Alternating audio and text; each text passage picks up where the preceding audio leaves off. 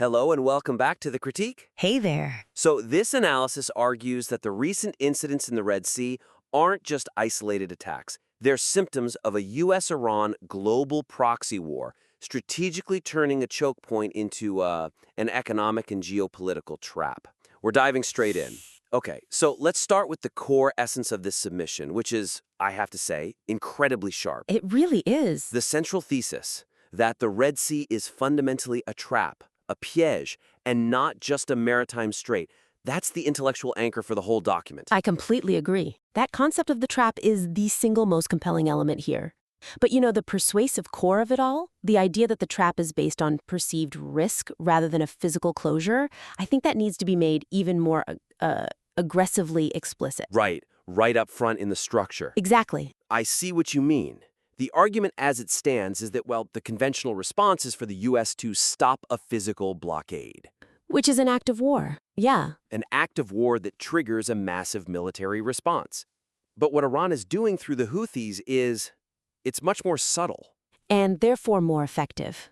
The weakness, I think, is that while the material introduces this whole idea of asymmetric strategy, the key distinction between disruption from risk perception versus the cost of countering a physical blockade, it's stated, but it isn't really integrated as the central novel insight. So the focus on the drones and the interceptions can sometimes overshadow the real goal.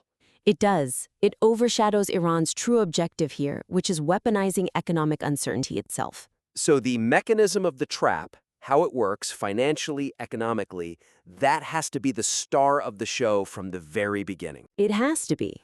It's an economic weapon, just sort of disguised as a military threat. Absolutely. We need to define this new kind of maritime warfare instantly.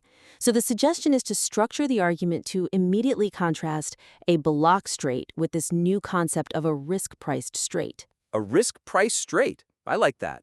Make that economic weaponization the central definition of the trap, and do it early, especially if this is meant for, an infographic format, where visuals are key. Okay, but I wonder, how do we stop the audience from thinking this is easily countered? I mean, what if the U.S. just decides to subsidize or absorb the risk? Say, by buying down insurance costs for their ships. Doesn't the trap fail then? That's an excellent point, and it forces us to go deeper. The trap is designed to maximize friction across the whole global system, not just bankrupt one shipping company. So even if governments absorb the insurance hike, they're still paying a huge strategic cost. The whole goal is to make the passage sufficiently dangerous so that insurance costs explode and shipping companies hesitate. It's about inducing a kind of paralysis, a delay. That's it. So the trap really succeeds because of the time cost. That extra 2 weeks to go around the Cape of Good Hope. You can't subsidize that away. Precisely. And that delay translates into massive supply chain backlogs, rising inflation, especially for Europe. You have to use those specific economic consequences to reinforce that this is economic warfare, forcing the West to pay an enormous strategic cost. So the actionable step is to focus on the delay and the cost from risk avoidance, not just the military action of shooting down a drone. It shifts the entire emphasis. You move from a naval skirmish to an exploration of systemic risk. That's the hook that sets this paper apart from, standard military commentary. Okay, so if the trap works by weaponizing risk to drain Western economic power, the next question is, why can't the U.S. just shut it down? And that brings us to the strategic dilemma you expose so well. The piece makes a strong case for why the U.S. is in an impossible position. And building on that definition of the trap, the analysis of Washington's dilemma is powerful. But I think presenting the U.S. response as purely defensive risks obscuring the deeper structural crisis here. The crisis of the whole post-World War II maritime security architecture. Exactly. It's not just that the U.S. is playing defense, but that its entire conventional billion-dollar playbook is, it's fundamentally irrelevant to this new kind of war. That's the core weakness that needs to be hit harder then. I think so. The material right now emphasizes the high costs, intercepting drones, protecting ships, pulling resources from the Indo-Pacific, but the fundamental failure of conventional military superiority to counter this new technological and tactical asymmetry, it's not given enough visual weight. We don't feel the shock of it. We don't. We need to hit harder on this idea of structural neutralization. When you say structural neutralization, are we really saying that a multi-billion-dollar carrier group is functionally obsolete against a $5,000 drone?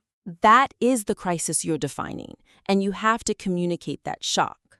My suggestion is to frame Washington's problem not just as a resource strain, but as a structural crisis where their conventional strength, their aircraft carriers, their destroyers, is basically being neutralized by these low-cost asymmetrical threats. So the narrative needs to shift from the U.S. being busy to the U.S. being strategically outdated in this context. Yes, that's the pivot. So how could the writer make that contrast more dramatic, more visual? We need something that really summarizes that strategic collapse. You could explicitly reinforce the comparison with a strong rhetorical contrast. Something like, in the past, controlling a choke point meant deploying a superior fleet. Today, disrupting one just requires a few drones, a few missiles, and a proxy. Wow. Yeah, that perfectly summarizes the collapse of the old model. It drives home the asymmetry. And it immediately elevates the argument. It's not just a regional security issue anymore, it's a global challenge to U.S. maritime power. And you can use that classic visual. A U.S. fleet can dominate any battle on the open sea, but it's powerless to stop one cheap drone from the Yemeni coast from forcing a commercial tanker to divert. That powerfully shows that classic naval superiority just isn't enough anymore. It's not. It's the constant drip, drip, drip of tension and resource drain that makes the strategy so potent. Right. So you have to emphasize that this asymmetry lets Tehran maintain permanent tension, forcing the U.S. to constantly deploy costly resources to contain a threat they can never fully eliminate.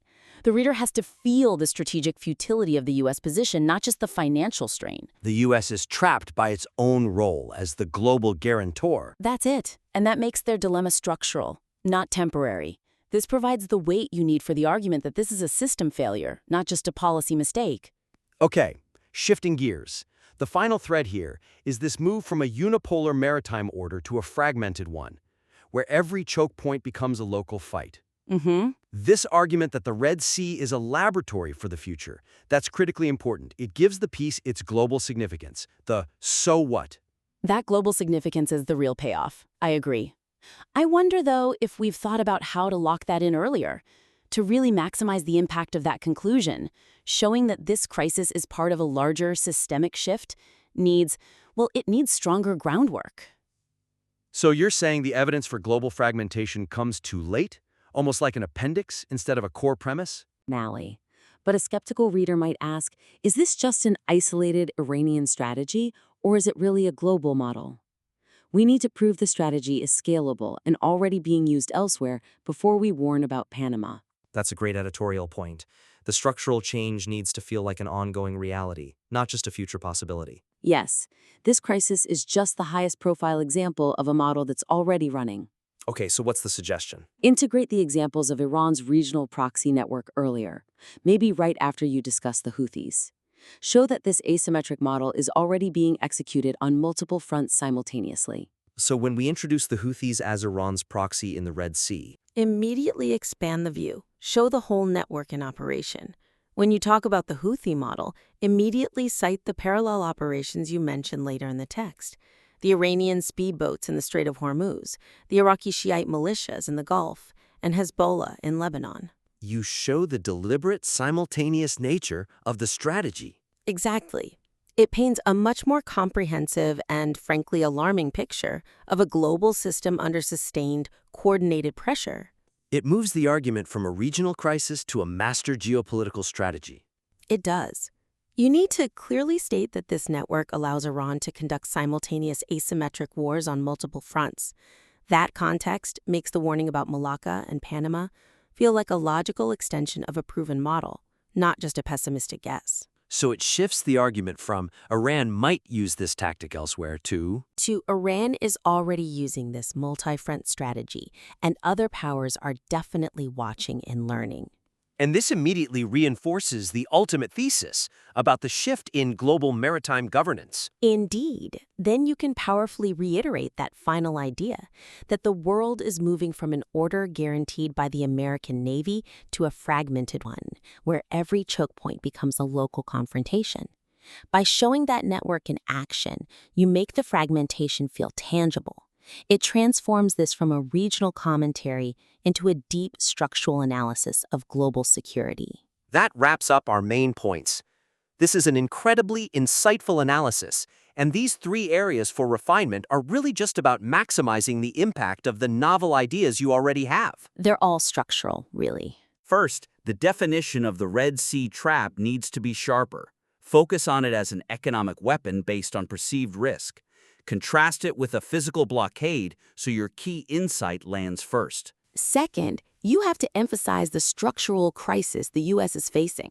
Starkly contrast their conventional power with Iran's asymmetric model. Show how expensive fleets are being neutralized by cheap drones to prove this is a system failure.